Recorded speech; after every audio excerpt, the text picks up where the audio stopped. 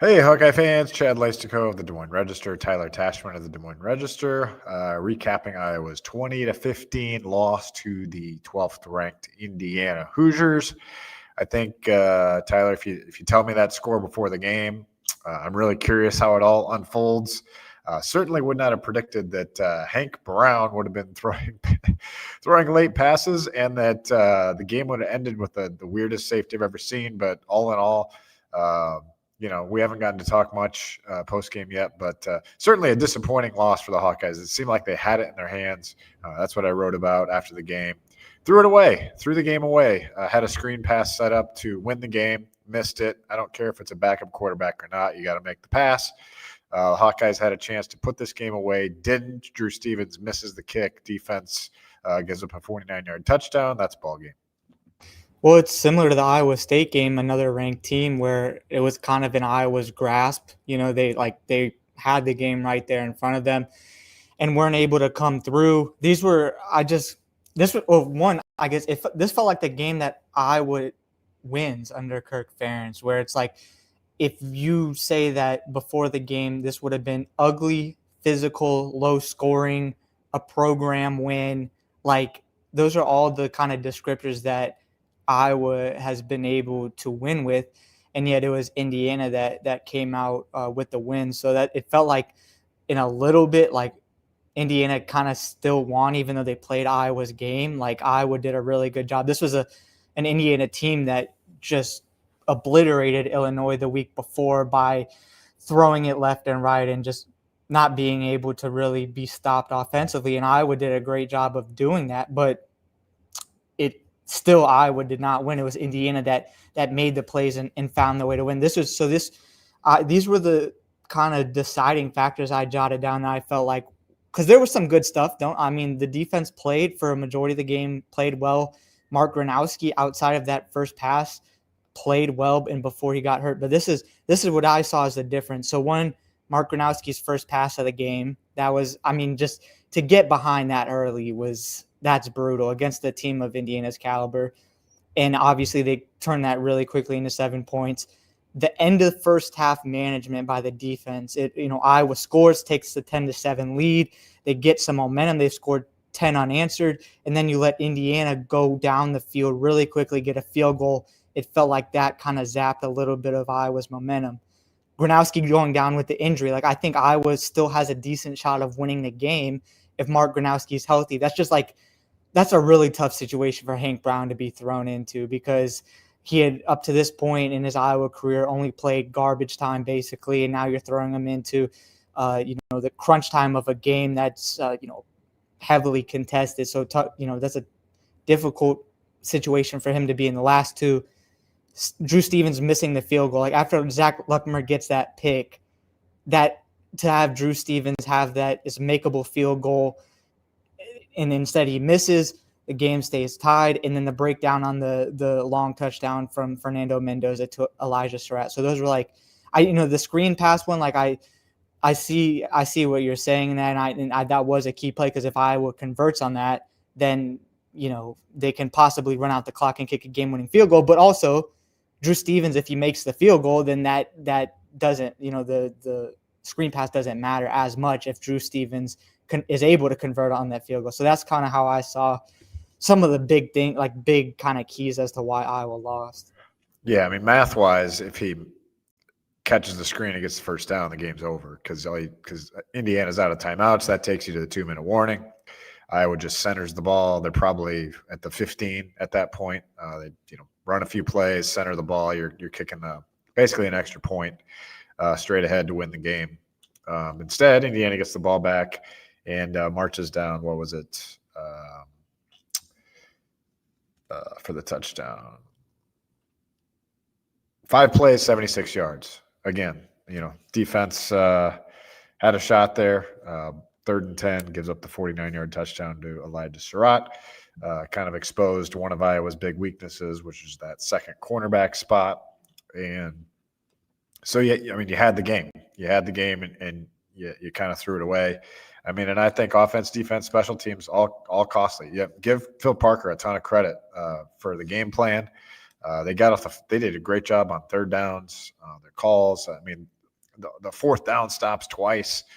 Outstanding calls and great plays by Cohen and Trigger on both of them, and great play by Zach Lutmer for sure on that interception. And it's almost a shame he didn't score or get deeper into field goal range. But the tackling was just terrible all day long.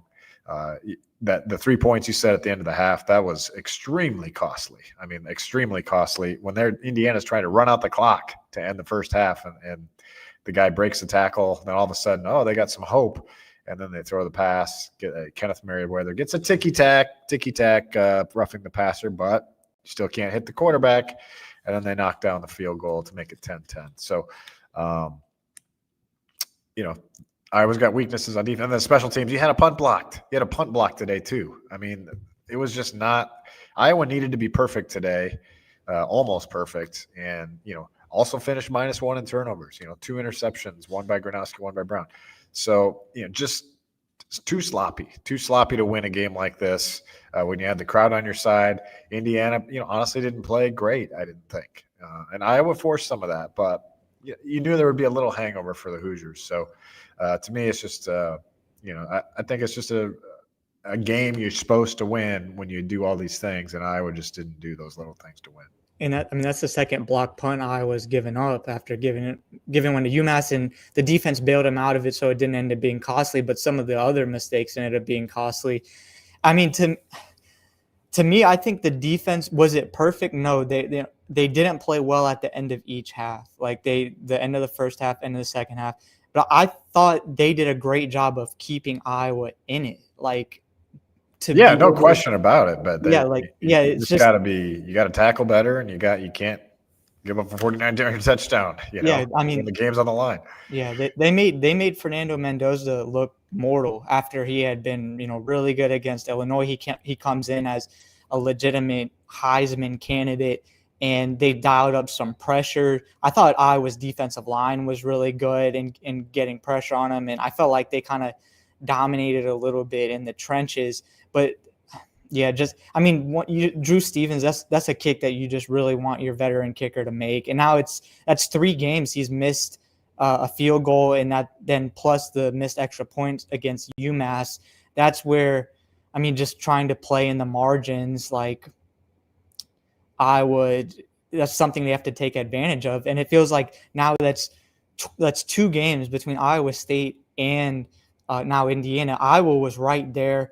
They made the other team play to their style. Both games were low scoring. They're the type of games that you think Iowa should win. And on both, in both games, Iowa didn't come up with those big plays. And I thought after the Lutmer pick, you were like, okay, this, despite everything that Iowa went through, and absolutely, and it's like they should win this game. Like Zach Lutmer came with a huge play. They're at the 29-yard line of Indiana. Yeah, you return it deep into Indiana territory. The fact that Iowa isn't able to get the fact that they're not able to get 3 points out of that is pretty disappointing. And if you can't take advantage of that, then you don't deserve to win the game, I think. And on top of that, that's 2 games now this season. Iowa has 2 one-possession games Iowa has lost. Remember, in 2023, that's where Iowa thrived. Even with Deacon Hill at quarterback, they find a way to beat Illinois, beat Northwestern, win on the road against Nebraska. Since that season, Iowa hasn't been as good in those really tight games. They still beat Nebraska last season. It's not like they're losing all of them. But maybe Water's finding its level in terms of the close games, but it's just Iowa isn't coming up in the clutch at the rate that you would hope they would be.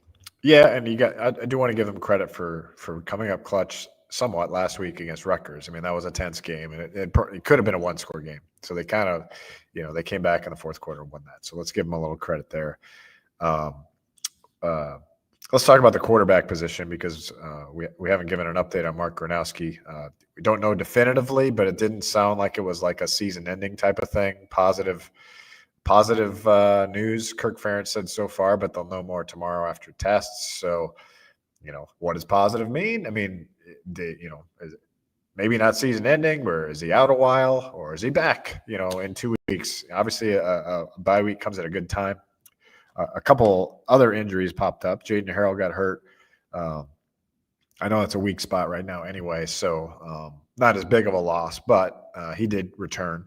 Bo Stevens left for a little bit. A left guard did return, but obviously banged up. And then Jennings Dunker wasn't in on a couple of those last drives. We didn't get an update on him. I know it kind of seemed like he was fighting through some things too. So they need this bye week health-wise, but quarterback-wise, Tyler, I think we saw enough to feel like they need Gronowski.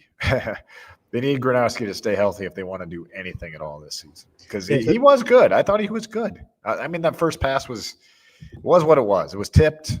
Indiana called a great defense on that.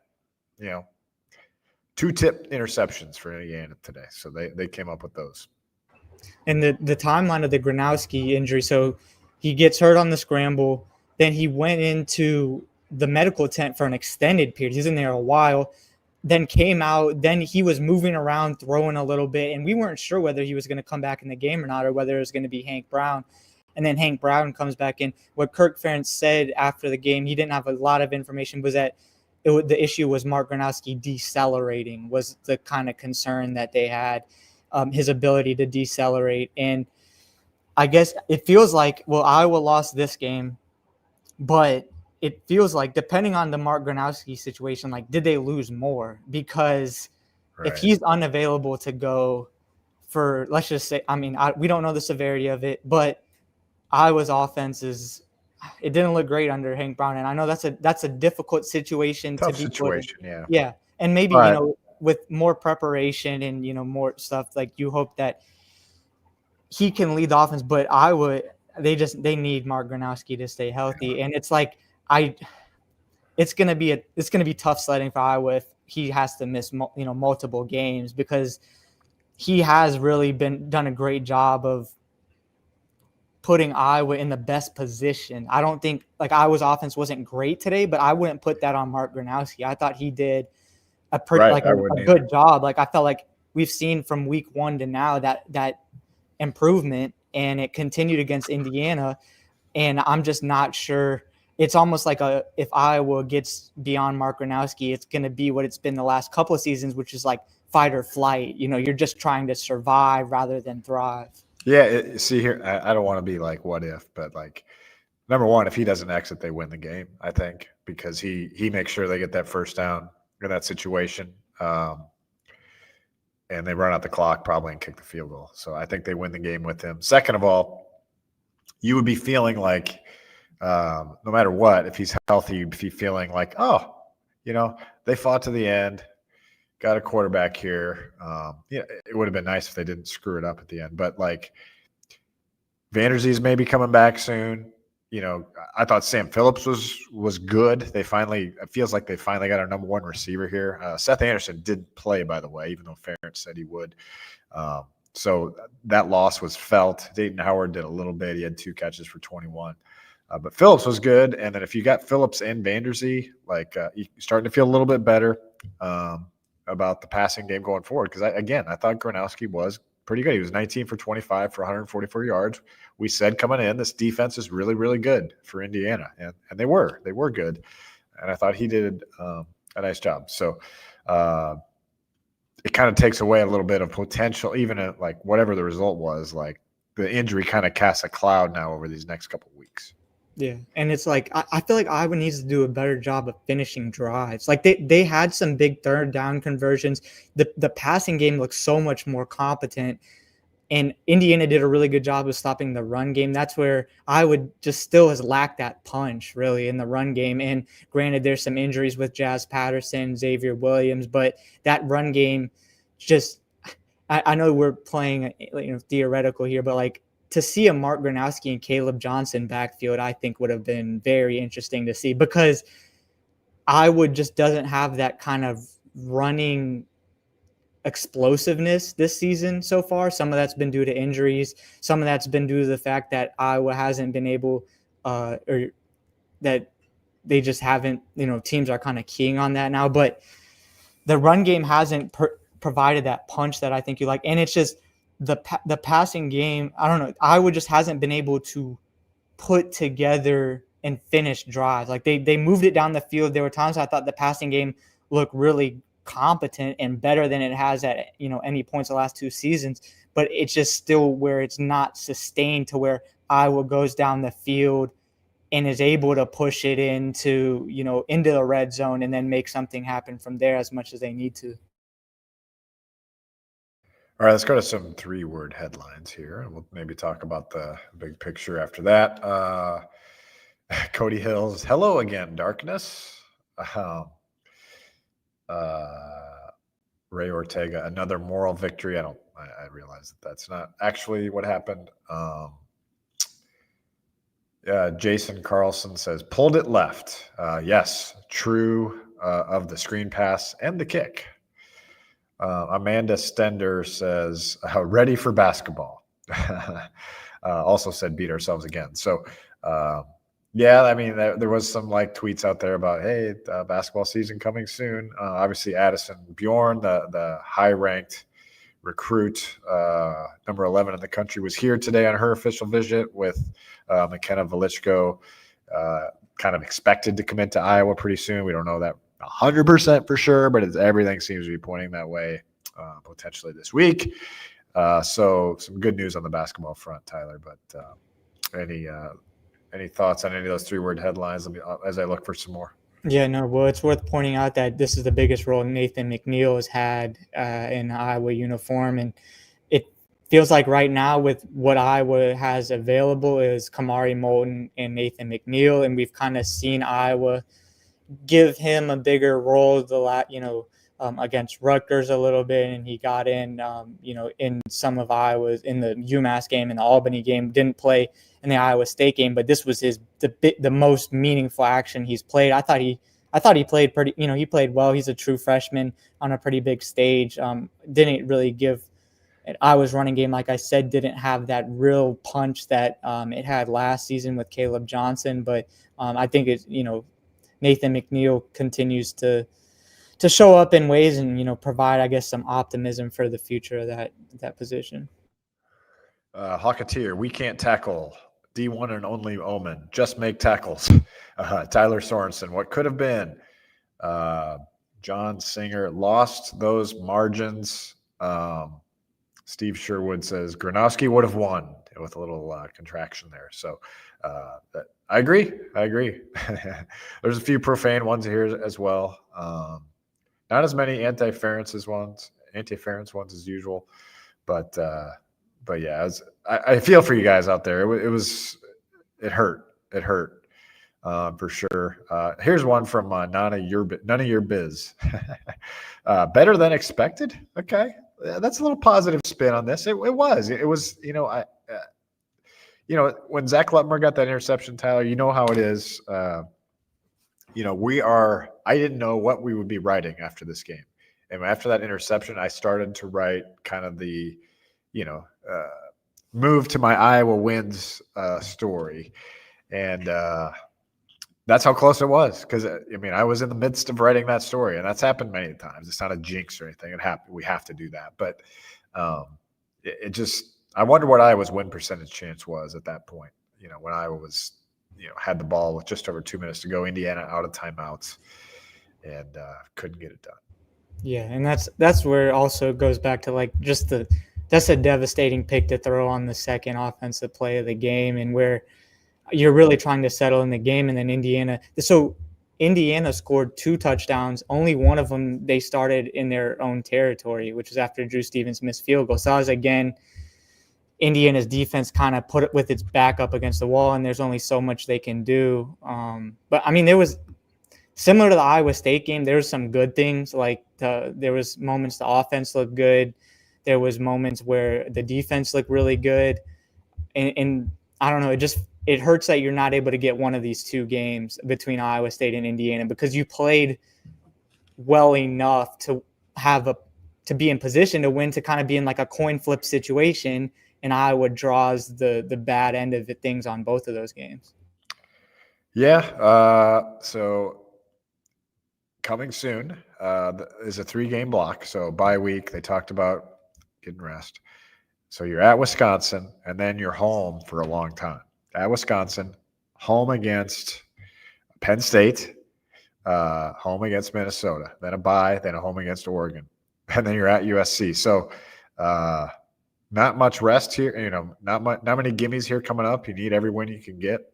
What do you think of that upcoming stretch? I feel like my sense is hopefully Gronowski's healthy, because then I feel like I give him a chance in any of those games. Honestly, the way they played today, you got to give him a chance. Yeah, I mean, I would say so. Let's assume Gronowski is healthy, which we don't know yet.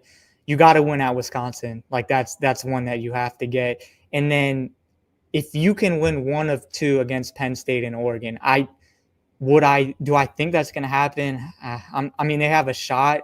I think this proved that with Kinnick behind him. I thought the crowd was really good. It obviously made an impact. But you have a chance at least, I guess. Was it 3-3 as we speak right now in the third quarter between Penn State and Oregon? So you have a shot. Now, if Mark Gronowski isn't able to go, all bets are off the table, and then you're in trouble, because even I don't really feel confident about any game on the schedule. If Mark Gronowski can't go, even the game at Wisconsin, I don't feel confident about. Minnesota, Michigan State. So that I don't know.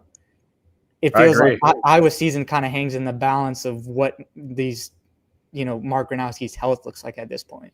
Yeah, I mean, I don't know if they win another game if they don't have Gronowski. I mean, might not. I don't know. I mean, Wisconsin might be your easiest one, but that's your first one with a new quarterback if that's the case. So, yeah, scary. But I think if they have Gronowski back, honestly, any of them are winnable. So, got to get healthy on the O-line, though, for sure. They should get healthier in the backfield. Bye week, and in that sense, comes at a good time. It's just too bad that you couldn't have got the win to go with it. The last thing, how weird of a dynamic was it when Gronowski's going to the tent, and let's give Drew Stevens credit, he did make the 54-yard field goal, puts Iowa in the lead, but then your quarterback all of a sudden is out. It was a weird dynamic. It's like, finally took the lead, but the quarterback's out. Yeah, I know. Well, that's where it's like you just can't have nice things. Yeah, well, it's like in the short term, it felt good for Iowa fans, but in the long term, you're like, is this happening again? And to take a positive spin again, like it feels like Iowa's gotten better every week. Am I wrong in saying that? I feel like they've been getting better. It's just the Gronowski thing, kind of. Yeah, and the fact that you threw it away. Yeah, I mean, the Iowa has been getting better, but it's just like the opponents they've played, you don't have a large margin for error. Like Iowa State on the road, Indiana at home, they're improving, but it's not good enough to come away with a win. All right, that's Tyler Tachman. This is Chad Leistikow saying so long. Thanks for joining our Hawk Central postgame podcast. We talked to coordinators on Tuesday, so we'll have some more stuff coming up this week, even though it's an off week. So talk to you then.